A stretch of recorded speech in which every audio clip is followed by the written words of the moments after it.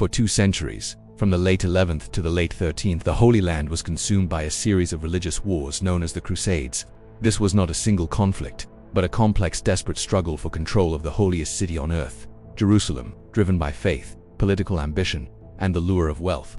These wars forever defined the relationship between Christianity and Islam. The spark was lit in 1095 by Pope Urban II at the Council of Clermont. He called upon all Christian nobles and knights to take up arms, go east, and liberate Jerusalem from the control of the Seljuk Turks. His battle cry, Deus Vult, God wills it. He promised eternal salvation, the remission of all sins to everyone who took the cross. The First Crusade, from 1096 to 1099, was a chaotic, brutal, and ultimately successful campaign. Tens of thousands of European peasants and knights marched over 3,000 miles, surviving famine and fierce battles. The victory culminated in the brutal conquest of Jerusalem in 1099, followed by the establishment of several small, vulnerable Crusader states in the Levant. However, the Muslim world quickly unified. By the late 12th century, the great Muslim general Saladin had recaptured Jerusalem, setting the stage for the most famous clash of all, the Third Crusade.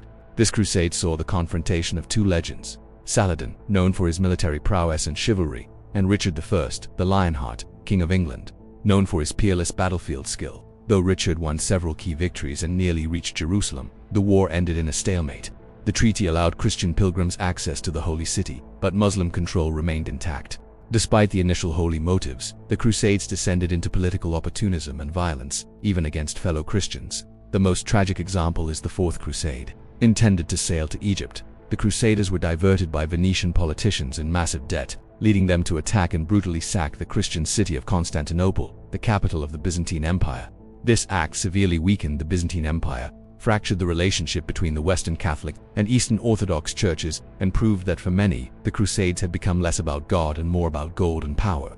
The Crusades ultimately failed to secure the Holy Land permanently for the West, but their impact was profound. They introduced new knowledge, trade, and culture to Europe, while leaving a deep, bitter legacy of mistrust and religious hostility between the 2 great civilizations that echoes even today. Thank you for exploring this pivotal chapter in world history. Do you believe the unintended consequences of the Crusades outweighed their initial religious goals? Share your thoughts below. If you are fascinated by the Middle Ages, please like and subscribe.